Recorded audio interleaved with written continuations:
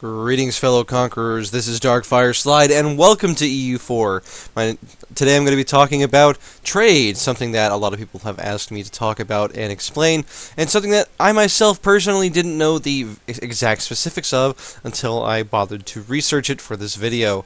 So, we're going to be talking about trade. We're going to talk about how it works, just the basics. We're not going to go into like extreme detail, but we're going to discuss it in such a way that you will be able to influence trade in your own games and make better use of trade income and trade ideas should you decide to take them. Alright, so let's get down to business, as it were. Alright, so we're going to go to the trade screen. This is going to be a very intimidating screen for a lot of people, especially newer players, because there are arrows pointing and moving. That's terrifying. And, but let's take a look at what these arrows really do. So, as we can see, there's kind of this path across the entire world where these arrows are going. And we're playing as the Ottomans, and currently our home node, the place where we collect trade is in the Constantinople node. Every trade node is broken down into, Trade is broken down into different regions, wherein you can either collect or protect trade. And every node has a couple of factors that you'll want to know about. Specifically, I think you want to start by knowing the actual value of the node. So, let's look at Constantinople for a second. You can click on this box here, and it's going to tell you a lot of information with like a pie chart. So, first thing we want to look at is this local modifier here. So, every province in EU4 has a trade good. The trade good is multiplied, the value is multiplied by the amount of goods produced, which is determined by the amount of diplomatic development in that province. So, if we go back to the trade screen here, let's look up in our local here. Oh, it's going to be hiding somewhere in this list, I know it. Where is Edirne? So Edirne, it's closer to the top of the list, makes 0.23 per month. And, for a yearly of 2.8. And all of these provinces combine together to make this local amount. And every province in this area, regardless of who owns it, is adding to the local trade value. This is the base value of what Constantinople would produce with no outside influences. So this is strictly from provinces. It's important to note that building a workshop, and especially building a manufactory, as well as improving the diplomatic development of a province, specifically in high-value provinces like the Silk here in Huda Vandagar, are going to produce more trade value in addition to additional production income, which are both things to consider when you're, trying to go about setting up trade. Now let's look at the other factors of what affects trade income. So we've got our local. This is what we produce here in Constantinople across the majority of every nation. We've also got an incoming of 5.17. So whether or not there's a merchant there, trade notes are always going to transfer at least some part of their money downstream, as it were. We're going to use, so upstream would be like back this way on the arrows. Downstream is going to be towards. It's going to be the direction that the arrows are pointing. That's downstream. Now, we have this incoming modifier of 5.17. We get 3.6 ducats coming from Alexandria. We get 1.44 coming from Aleppo. We get 0.12 coming from Crimea. It's important to note that Alexandria is a fairly high value node in and of itself, and we have a merchant transferring trade there. A lot of other nations are transferring trade power here as well. And having a merchant in this province is going to give us some trade power to work with in addition. Even if we have 0 provinces in an area, we can still get a very, very tiny amount of trade power by having our merchants there. But anyway, we are transferring this trade power, and because there is a downstream arrow to Constantinople, because we are transferring trade power here, this will give us more money here in Constantinople. Now, the important thing to note, when you're transferring trade power, if you are not collecting trade anywhere else in the world, if you are only transferring trade power, for each merchant that you deploy, you get an additional 10% trade power in your home node, which is really important. If we go here, we can actually take a look at this modifier. So, we're mousing over the current trade power modifier. As you can see, we have 94.7 from provinces. Our main city is in the area, so we get 5 trade power. We transfer 2 trade power, and it is multiplied by 1.24 due to having 24.9% trade power modifier. Now, note we have 2 merchants transferring trade power, so we're getting 20%. The other 5% is probably coming from some other random modifier that I'm missing, but it's okay. It's 5%. The important thing to note is how these merchants work. But like I said, if we started collecting in Alexandria, for example, let's do that. Let's just see what happens if we do that. So we'll let a month pass. So if we go back to Constantinople, not only have we lost the 10% from this merchant that was transferring trade, we've lost the 10% from the merchant transferring from Aleppo as well.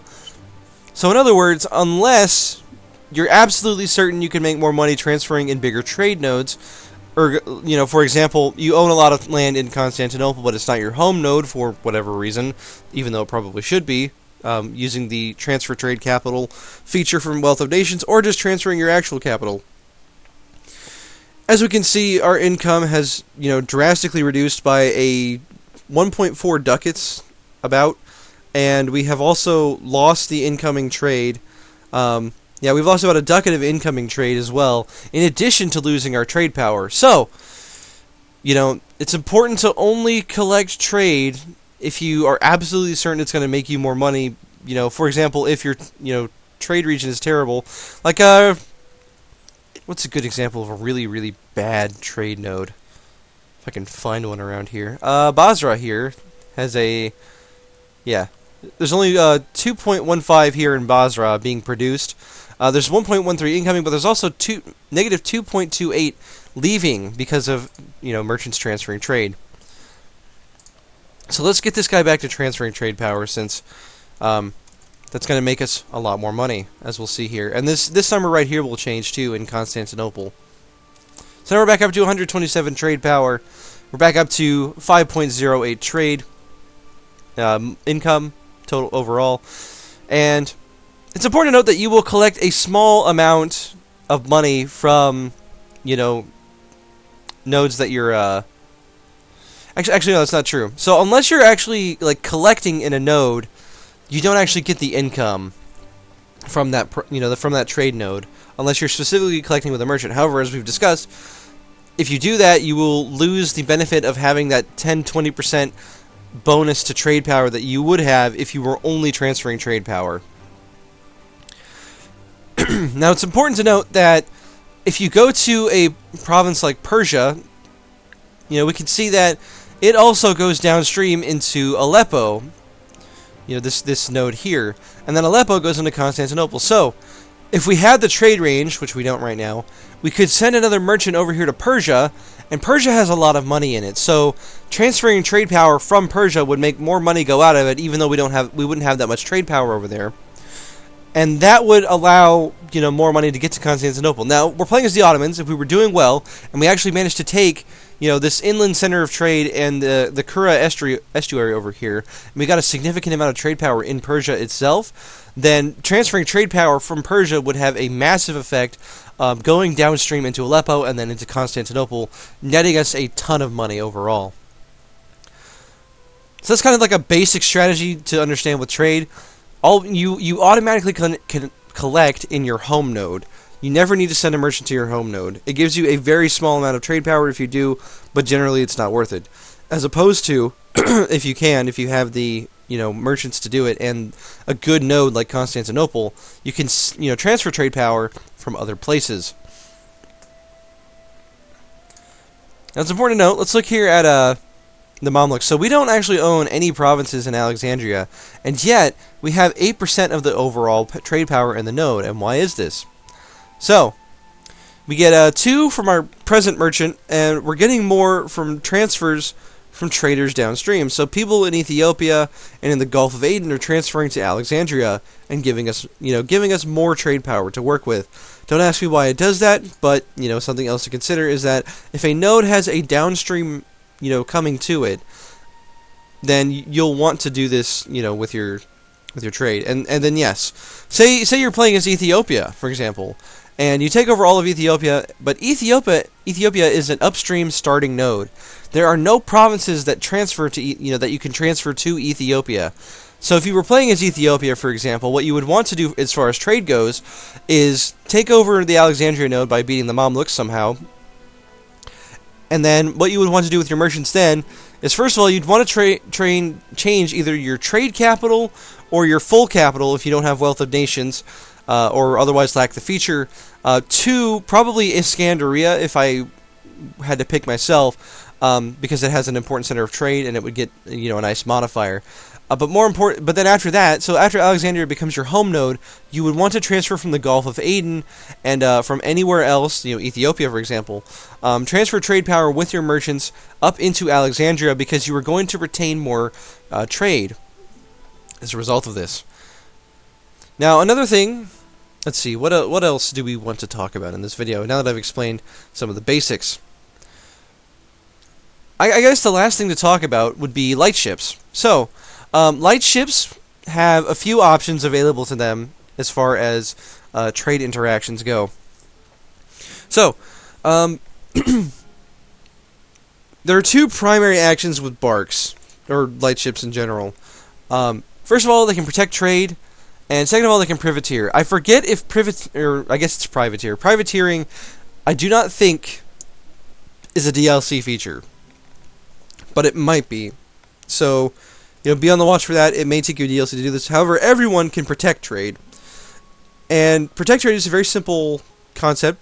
You send your light ships, you select protect trade, and for each light ship that you do this with, you are going to get additional trade power.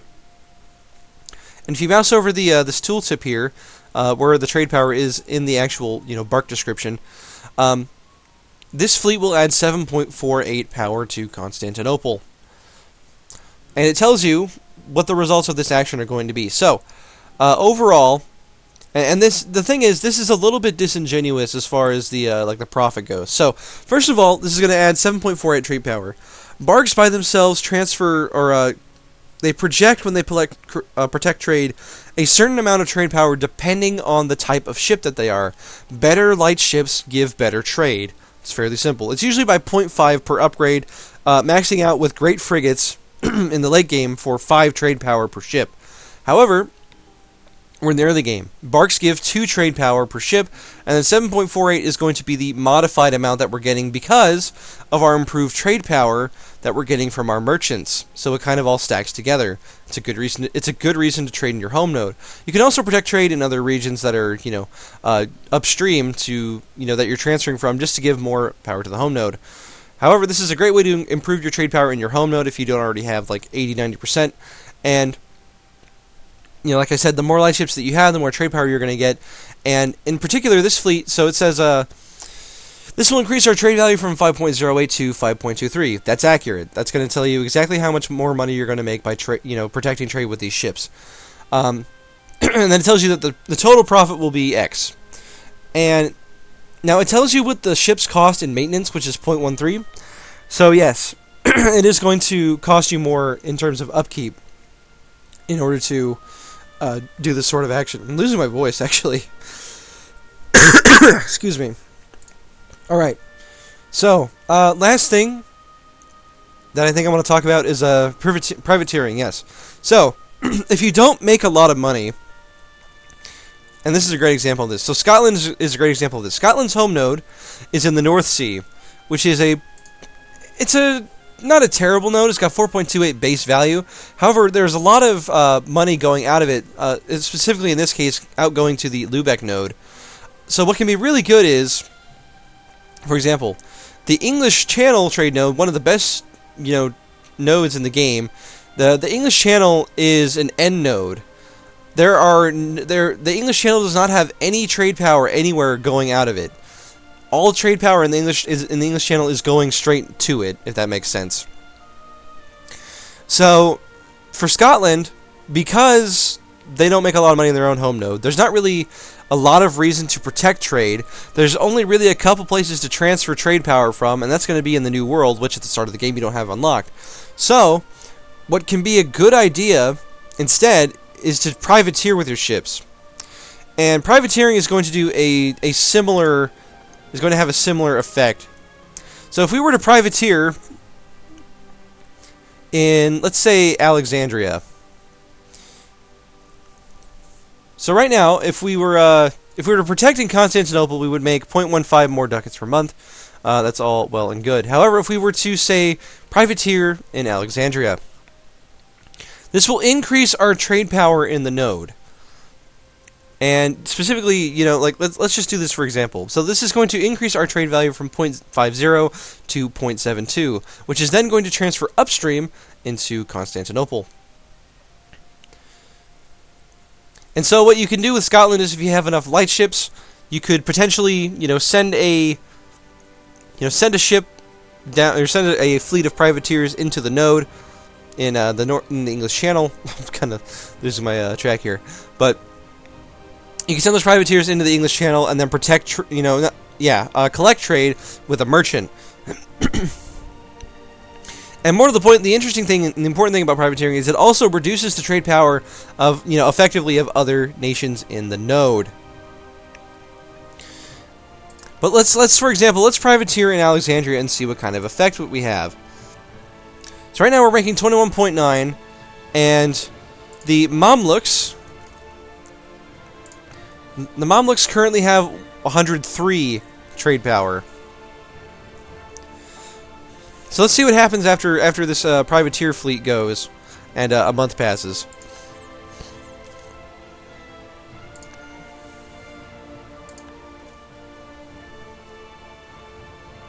Alright, so, by privateering in this node,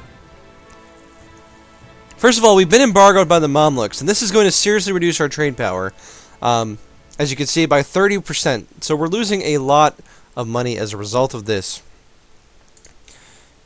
However, let's stop the fleet for a second. We've stopped privateering. Please go away. Alright, so transferring, or privateering doesn't actually gain us anything, I guess. In terms of, in terms of lowering the Mamluks' effective trade power. But if we look here, as we can see, now we are only gaining 0.15. Because of our reduced trade power in the area. But let's send them to do it again. Since I think the pop-up might have screwed up with it a little bit. Let's just take a look. Let's see if the Mamlukian trade power is modified at all. It doesn't look like it. That's interesting. So what would be the advantage of privateering then? I guess, okay, so what it does is it's stealing trade power from literally everyone in the node, but I guess since we don't have enough light ships, and since our trade power is so low in this node, it's not giving us the full benefit. So let's embargo the Mamluks. Well, first of all, let's rifle the Mamluks, and then let's embargo them.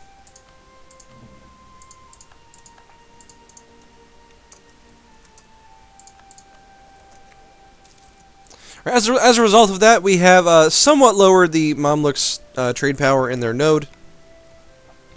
Not nearly as much as they've lowered ours in the node, but, that's okay. As we can see, though, they're embargoing us because they're dominant here in Aleppo, is also significantly reducing our trade power in this node as well. So, just all things to consider when you're doing this. Now, as far as I can understand it from this, it is good to privateer when you've got a big enough fleet, and if it's in a node that is not bigger than your own. But sometimes when you're in a big node like Constantinople, it would be better to protect trade. Like a lot of things in EU4, take this on an individual basis and decide for yourself by reading the actual descriptions here, whether or not you are going to make more money from privateering or make more money just from collecting trade in your own home node. So yeah, that's trade in a nutshell. I know I kind of got a little bit long-winded in the end there, trying to understand the mechanics for myself. However, the basics still stand that, in general, what you want to do is don't collect trade unless you have trade power in a node that is not your home node. Otherwise, you always want to be transferring trade because it's going to give you a bonus to your trade power in your home node, and if you're in a rich home node, then this is going to give you more money. At any rate, I hope you enjoyed this video. I hope you found it helpful, especially the first part of the video, and I hope that it's going to help you get better at trade and make more money in your future EU4 games. So until next time, my fellow conquerors, Godspeed, and I'll see you then.